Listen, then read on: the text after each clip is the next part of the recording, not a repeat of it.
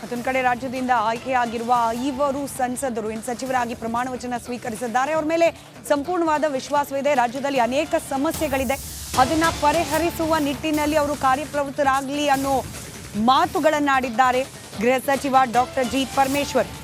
ಬೆಂಗಳೂರಿನಲ್ಲಿ ರಿಯಾಕ್ಟ್ ಮಾಡಿದ್ರು. ರಾಜ್ಯದ ಸಮಸ್ಯೆಗಳನ್ನ ಪರಿಹರಿಸ್ತಾರೆ ಅನ್ನೋ ವಿಶ್ವಾಸ ಇದೆ. ಅವರು ವಿಫಲರಾದರೆ ಅವರ ಪಕ್ಷಕ್ಕೂ ಅವರಿಗೂ ಇಬ್ಬರಿಗೂ ನಷ್ಟವಾಗುತ್ತೆ. ಕುಮಾರಸ್ವಾಮಿ 2 ಬಾರಿ ಮುಖ್ಯಮಂತ್ರಿಯಾಗಿದ್ದವರು ಈ ಕೇಂದ್ರದಲ್ಲಿ ಸಚಿವರಾಗಿ ಆಯ್ಕೆಯಾಗಿದ್ದಾರೆ. ಕುಮಾರಸ್ವಾಮಿ ರಾಜ್ಯದ ಹಿತಾಸಕ್ತಿಯನ್ನ ಕಾಪಾಡಲಿ ಅಂತ ಹೇಳಿ ಆಶಿಸಿದ್ದಾರೆ ಗೃಹ ಸಚಿವ ಡಾಕ್ಟರ್ ಜಿ ಪರಮೇಶ್ವರ್. ರಾಜ್ಯದ ವತಿಯಿಂದ 5 ಜನ ಕೇಂದ್ರದಲ್ಲಿ ಸಚಿವರಾಗಿದ್ದಾರೆ. ಮೊದಲನೇದಾಗಿ ಅವರೆಲ್ಲರಿಗೂ ಕೂಡ ಅಭಿನಂದನೆಯನ್ನು ಸಲ್ಲಿಸ್ತೇನೆ. ರಾಜ್ಯದ ಪ್ರತಿನಿಧಿಗಳಾಗಿ ಅನೇಕ ಜ್ವಲಂತ ಸಮಸ್ಯೆಗಳು ರಾಜ್ಯದಲ್ಲಿ ಕೇಂದ್ರ ಸರ್ಕಾರದಿಂದ ಆಗುವಂಥದ್ದು ಇದ್ದಾವೆ. ನಮಗೆ ಬರಬೇಕಾದಂಥ GST ಶೇರ್ ಇರ್ಬೋದು, ಅಥವಾ ನಮ್ಮಲ್ಲಿ ಬರಬೇಕಾದಂಥ ಕೇಂದ್ರ ಸರ್ಕಾರದಿಂದ ನಮ್ಮ ರಾಜ್ಯಕ್ಕೆ ನೀರಾವರಿ ಯೋಜನೆಗಳಲ್ಲಿ ರಾಷ್ಟ್ರೀಯ ಯೋಜನೆಗಳನ್ನಾಗಿ ಮಾಡ್ತಕ್ಕಂಥದ್ದು, ನೆನೆಗುದಿಗೆ ಬಿದ್ದಿರ್ತಕ್ಕಂಥದ್ದು ಭದ್ರಾ ಯೋಜನೆ, ಅದನ್ನು ಮಾಡಿಸ್ಬೇಕಾಗ್ತದೆ. ಕಳಸಾ ಬಂಡೂರಿ ಸಮಸ್ಯೆ.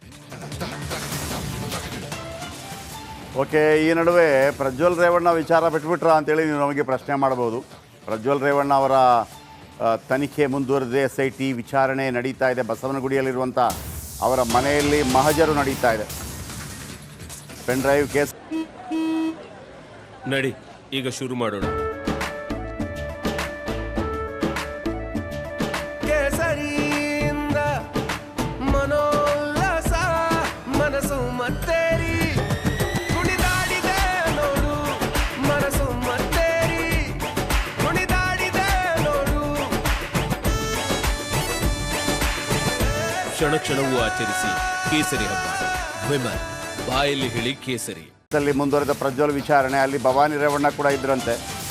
ಬಸವನಗುಡಿ ನಿವಾಸದಲ್ಲಿ SITಯಿಂದ ಸ್ಥಳ ಮಹಜರು ಪ್ರಜ್ವಲ್ ರೇವಣ್ಣ ಅವರ ಜೊತೆ. ಸ್ಥಳ ಮಹಜರು ವೇಳೆ ಮನೆಯಲ್ಲಿರುವ ಭವಾನಿ ರೇವಣ್ಣ ತುಳಸಿ ಕಟ್ಟೆಗೆ ಪೂಜೆ ಮಾಡ್ತಾ ಇದ್ರಂತೆ. ಸ್ಟಿಕ್ ಇಟ್ಕೊಂಡಿದ್ದಾರೆ. ಸ್ಟಿಕ್ ಅಂದರೆ ಬೆತ್ತ ಇಟ್ಕೊಂಡಿದ್ದಾರೆ. ಮನೆಯಲ್ಲಿ ತುಳಸಿ ಕಟ್ಟೆಗೆ ಪೂಜೆ ಮಾಡ್ತಾ ಇರುವಂಥ ಭವಾನಿ ವಾಕಿಂಗ್ ಸ್ಟಿಕ್ ಹಿಡಿದುಕೊಂಡೇ ತುಳಸಿ ಕಟ್ಟೆ ಪೂಜೆಯನ್ನು ಭವಾನಿ ರೇವಣ್ಣ ಮಾಡ್ತಾ ಇದ್ದಾರಂತೆ. ಪೆನ್ ಡ್ರೈವ್ ಕೇಸಲ್ಲಿ ಪ್ರಜ್ವಲ್ ರೇವಣ್ಣ ನೋಡಿ, ಪರಾರಿ ವೀರ. ಪೆನ್ ಡ್ರೈವ್ ಪೋರ, ಮಾಜಿ ಸಂಸದ. ಒಂದು ವೇಳೆ ಗೆದ್ದಿದ್ರೆ ಭಾಳ ದೊಡ್ಡ ತಲೆನೋವು ಆಗ್ತಾಯಿತ್ತು. ಅಂದರೆ ರಾಜೀನಾಮೆ ಕೊಡಿಸ್ಬೇಕಾ ಬೇಡವಾ ಅಂಥೇಳಿ. ಈ ನಡುವೆ ಭವಾನಿ ರೇವಣ್ಣ ಅವರನ್ನು ನೀವು ಗಮನಿಸ್ತಾ ಇದ್ದೀರಿ. ವಾಕಿಂಗ್ ಸ್ಟಿಕ್ ಇಟ್ಕೊಂಡೇ ಅವರು ತುಳಸಿ ಪೂಜೆಯನ್ನು ನೆರವೇರಿಸ್ತಾ ಇದ್ದಾರೆ.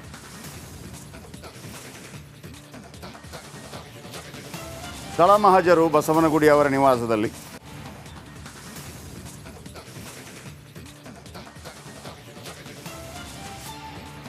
ಓಕೆ, ಮಾದೇಶ್ ಇದರ ಬಗ್ಗೆ ಹೆಚ್ಚಿನ ಮಾಹಿತಿ ಕೊಡ್ತಾರೆ. ಮಾದೇಶ್, ಎಲ್ಲಿ ತನಕ ಬಂತು ಪ್ರಜ್ವಲ್ ರೇವಣ್ಣ ವಿಚಾರಣೆ?